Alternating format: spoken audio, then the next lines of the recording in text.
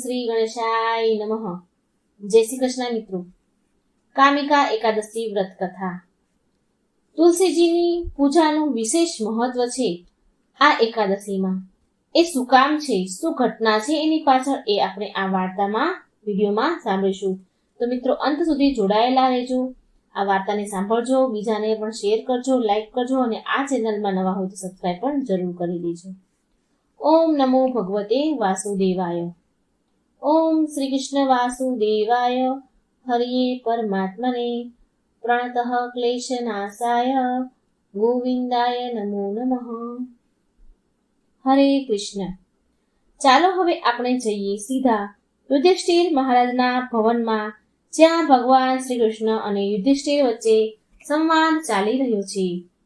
યુધિષ્ઠિર મહારાજ ભગવાન શ્રી કૃષ્ણને પૂછે છે કે હે પરમ પુરુષોત્તમ, તમારી કૃપાથી મેં દેવશયની એકાદશી કથાનું મહત્વ જાણી લીધું છે અને હવે મને તમે અષાઢ માસમાં કૃષ્ણ પક્ષમાં આવનારી એકાદશી વિશે કહો કે આનું મહત્વ શું છે અને આ દિવસે શેની પૂજા કરવી જોઈએ. યુધિષ્ઠિર મહારાજનો પ્રશ્ન સાંભળીને ભગવાન શ્રી કૃષ્ણ મંદ મંદ હસતા કહે છે કે હે રાજન, આ જ પ્રશ્ન એક સમયે નારદ મુનિએ બ્રહ્માજીને પૂછ્યો હતો અને એમણે જે વર્ણન કર્યું હતું એને યથારૂપ હું તમારી સમક્ષ પ્રસ્તુત કરું છું. ધ્યાનપૂર્વક સાંભળો. આમ કહી ભગવાન શ્રી કૃષ્ણએ વર્ણન કરવાનું શરૂ કર્યું. હવે જુઓ, આપણે બધા જ જાણીએ છીએ કે ભગવાન શ્રી હરિના પરમ શુદ્ધ ભક્ત નારદ મુનિ સદાય જીવોના ઉદ્ધાર કરવા માટે વિભિન્ન લોકોમાં વિચરણ કરતા રહે છે. એ સ્વર્ગમાં પણ જાય છે અને નર્કમાં પણ જાય છે અને જન કલ્યાણ હેતુ એક જિજ્ઞાસા લઈને એક દિવસ એ પહોંચી ગયા તેમના પિતા બ્રહ્માજી પાસે. બ્રહ્માજી પાસે સામે હાથ જોડીને બહુ વિનમ્રતાથી નારદજીએ પૂછ્યું કે હે પિતામહ, શું તમે કૃપા કરી મને અષાઢ માસની શુક્લ પક્ષમાં આવતી કૃષ્ણ પક્ષમાં આવનારવાળી એકાદશીના વિશે તમે મને જણાવશો? મેં સાંભળ્યું છે કે ભગવાન શ્રી હરિને અત્યંત પ્રિય આ એકાદશી છે. બધા જીવોનો દરેક પ્રકારથી મંગળ કરનારી અને ઉદ્ધાર કરનારી એકાદશી છે. નારદ મુનિની વાત સાંભળી, તેમની જિજ્ઞાસા સાંભળી બ્રહ્માજી બોલ્યા, હા વત્સ, અષાઢ માસમાં કૃષ્ણ પક્ષમાં આવવા વાળી કામિકા એકાદશીનો મહિમા એટલો દિવ્ય છે કે માત્ર આ વાર્તા કથા સાંભળવા માત્રથી અશ્વમેઘ યજ્ઞનું ફળ મળે છે. આટલું જ નહીં, જે પણ વ્યક્તિ આ વ્રતનું પાલન કરે છે એને વન, સાગર સહિત સંપૂર્ણ પૃથ્વીના દાનના તુલ્ય અને વાછરડા સહિત કરવામાં આવતા દાનના સમાન પુણ્ય ફળ પ્રાપ્ત થાય છે. આ એકાદશી બધા જ દિવસોમાં શુદ્ધતમ છે અને પાપોનો નાશ કરવામાં સૌથી પ્રબળ છે. આટલું કહીને બ્રહ્માજીએ કામિકા એકાદશીની એક વિશેષ મહિમાનો ગુણગાન ગાવાનો પ્રારંભ કર્યો. બ્રહ્માજી કહે છે કે આ દિવસે જે પણ વ્યક્તિ એક તુલસી પત્ર, એક તુલસી દળ સાથે ભગવાન શ્રી હરિની પૂજા કરે છે તો એને 200 ગ્રામ સોનું કે 800 ગ્રામ ચાંદી દાન કરવાના સમાન પુણ્ય ફળ મળે છે. કામિકા એકાદશીના દિવસે તુલસી પૂજાનું વિશેષ મહત્વ છે. આ દિવસે માત્ર તુલસીના દર્શન કરવાથી, સ્પર્શ કરવાથી અને તેમને પ્રાર્થના અર્પણ કરવાથી જીવ સમસ્ત બાધાથી મુક્ત થઈ જાય છે. તેને યમરાજાના દર્શન ક્યારેય નથી કરવા પડતા. અને જો કોઈ ભગવાન કેશવને આ દિવસે, કામિકા એકાદશીના દિવસે નવ અંકુરિત તુલસી મંજરી, તુલસીજીના માંજર અર્પણ કરે છે તો એ એના પૂર્વ અને વર્તમાન જન્મના બધા જ પાપથી મુક્ત થઈ જાય છે. તો ચાલો હવે તમને સંભળાવું બ્રહ્મવૈવર્ત પુરાણમાં વર્ણિત બ્રહ્મકલ્પમાં ઘટિત એક પૌરાણિક કથા. એક સમય નવયૌવન તુલસી ધર્મધ્વજ રાજાની પુત્રીના રૂપમાં અવતરિત થયા હતા. એ સમયે ભગવાન નારાયણની તપસ્યા કરવા માટે તુલસીજી એ વિવિધ તીર્થ સ્થાનોમાં ભ્રમણ કરી રહ્યા હતા.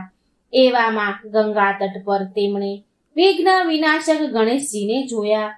હવે જુઓ, ગણેશજી તો અત્યંત સુંદર શુદ્ધ પીતાંબર ધારણ કરીને ભગવાન શ્રી કૃષ્ણના ધ્યાનમાં મગ્ન હતા. ભગવાન શ્રી ગણેશ દિવ્યમાન રૂપને જોઈને ભગવાન શ્રી ગણેશના આટલું તેજવાળું દિવ્યમાન રૂપને જોઈને તુલસીજી એમનાથી આકર્ષિત થઈ ગયા. પણ તેમનું ગજમુખ જોઈને તેમનું ઉપર એને ઉપહાસ પણ કરવા લાગ્યા. એવામાં તપસ્યા ભંગ થવાના કારણે ગણેશજીએ એમને પૂછ્યું કે હે દેવી, તમે કોણ છો અને તમારા અહીં આગમનનું કારણ શું છે?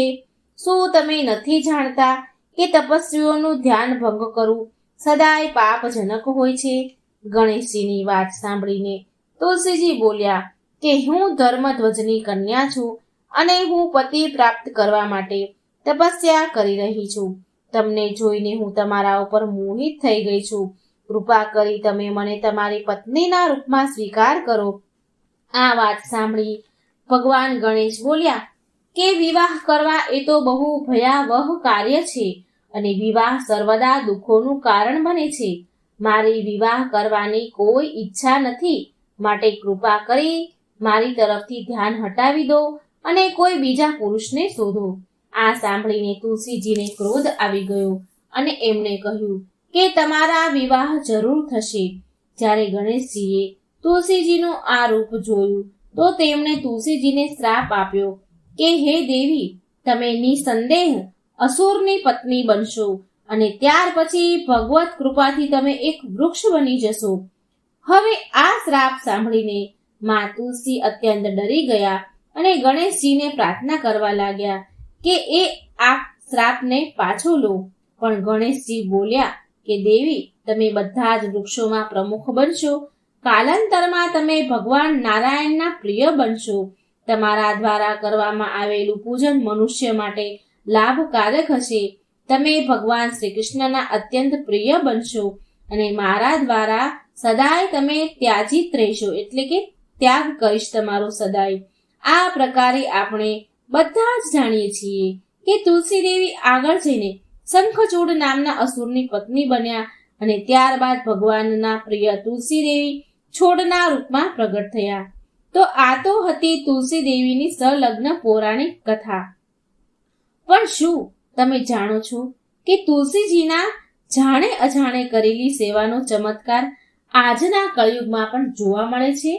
ચાલો આ વિષય પર હું તમને એક રશિયામાં ઘટેલી ઘટના સંભળાવું છું.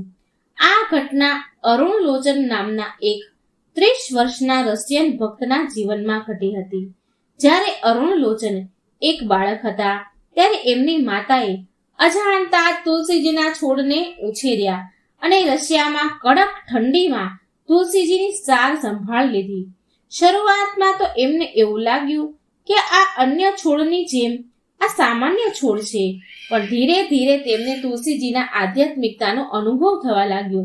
થોડા સમય બાદ એ તુલસી દેવીથી એટલા આકર્ષિત થયા કે અન્ય છોડની તુલનામાં તે સૌથી વધારે સંભાળ લેવા લાગ્યા તુલસીજીની. સમય સાથે એમને એ વાતનો અનુભવ થયો કે તુલસી સેવાથી તેમનું જીવન શાંત અને શુદ્ધ થઈ ગયું છે. એમની માતાની તુલસી સેવા કરતા જોઈ અરુણ લોચન પણ તુલસી છોડ પ્રત્યે આકર્ષિત થયા અને એમણે પણ એમની માતાની સહાયતા કરતા કરતા તુલસી સેવા કરવાનું આરંભ કર્યું. અજાણતા જ કરવામાં આવેલી તુલસી સેવાના કારણે અજ્ઞાત સ્મૃતિ તેમને પ્રાપ્ત થઈ અને થોડા સમય બાદ એ ઇસ્કોનના અમુક ભક્તોથી મળ્યા, જે માર્ગ ઉપર રસ્તા ઉપર ભગવાનના ભાગવત ગીતાના આ બધા પુસ્તકોનું વિતરણ કરી રહ્યા હતા. તો અરુણ લોચને એમનામાંથી અમુક પુસ્તકો ખરીદ્યા અને તેમને વાંચવાનું શરૂ કર્યું અને એ પુસ્તક એના જીવનને પરિવર્તન કરી દીધું. એ પુસ્તકથી એનું જીવન બદલાઈ ગયું. એમની માતાએ પણ આ પુસ્તકો વાંચ્યા અને એ પણ ભગવાન શ્રી કૃષ્ણની ભાવના તરફ આકર્ષાયા. અમુક સમય બાદ અરુણ લોચન મંદિરમાં પૂર્ણકાલીન ભક્તના રૂપમાં જોડાઈ ગયા અને ત્યાં જઈને તેમની માતાને ખબર પડી કે છોડની એ અજાણતા સેવા કરી રહ્યા હતા એ સ્વયં ભક્તિ પ્રદાયની તુલસી દેવી હતા. આ પ્રકારે તુલસી દેવી પ્રત્યે એમની શ્રદ્ધા વધારે ને વધારે દ્રઢ બની. અરુણ લોચન જ્યાં મંદિરમાં સેવા કરતા હતા ત્યાં યુરોલોવાના મંદિરમાં વાસ્તવમાં વેદી પર તુલસી દેવીનું ચિત્ર એટલે કે તુલસીજીનો ફોટાની પૂજા કરવામાં આવી રહી હતી, કારણ કે રશિયામાં ઠંડીના કારણે તુલસી દેવીને ઉછેર કરવો એ શક્ય નહોતું. તુલસી દેવી ઉછરતા ન હતા ઠંડીના કારણે. પણ આ બીજી બાજુ અરુણલોચનના ઘરમાં એમની માતા દ્વારા અનેક તુલસીના છોડને બહુ ભક્તિથી પ્રેમથી વિકસિત કરવામાં આવ્યા હતા. હવે અરુણલોચને એમની માતાને વિનંતી કરી કે એ તુલસીના છોડ મંદિરમાં આપવામાં આવે, જેનાથી ભક્તગણ એમની વિધિવત પૂજા કરી શકે. અરુણલોચનની માતાની ઈચ્છા તો ન હતી, પણ તુલસીજી મંદિરમાં એણે અર્પણ કર્યા અને આજે પણ ત્યાં તુલસી દેવીની બધા ભક્તો દ્વારા સેવા પૂજા થઈ રહી છે.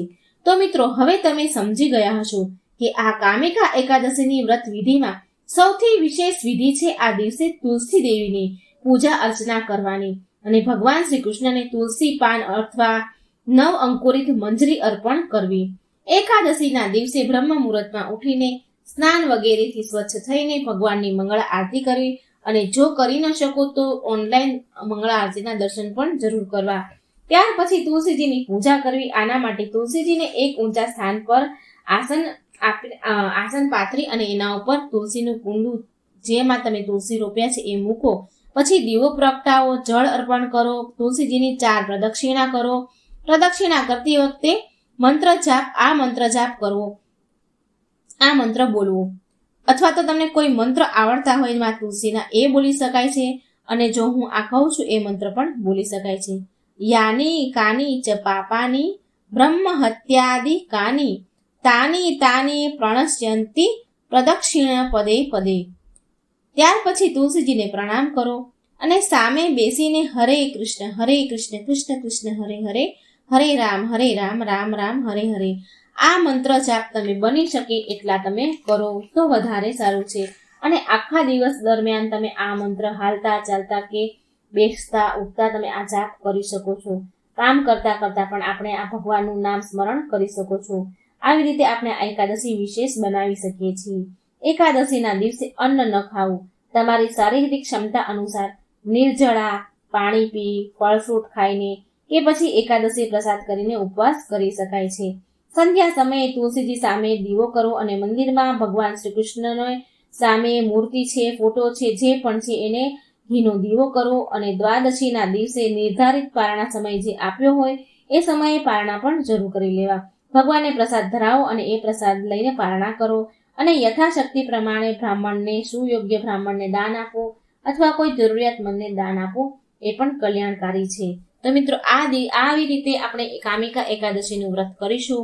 અને મિત્રો, જો આ વિડીયો સારો લાગે તો લાઈક કરજો, શેર કરજો, આ ચેનલને સબસ્ક્રાઈબર જરૂર કરજો, શેર કરજો, જેથી આ વાર્તા બીજા પણ પવિત્ર વાર્તા સાંભળી શકે અને તુલસીજીનું આ દિવસનું મહિમા એમને સમજાઈ શકે. જય શ્રી કૃષ્ણ. રાધે રાધે. Thank you.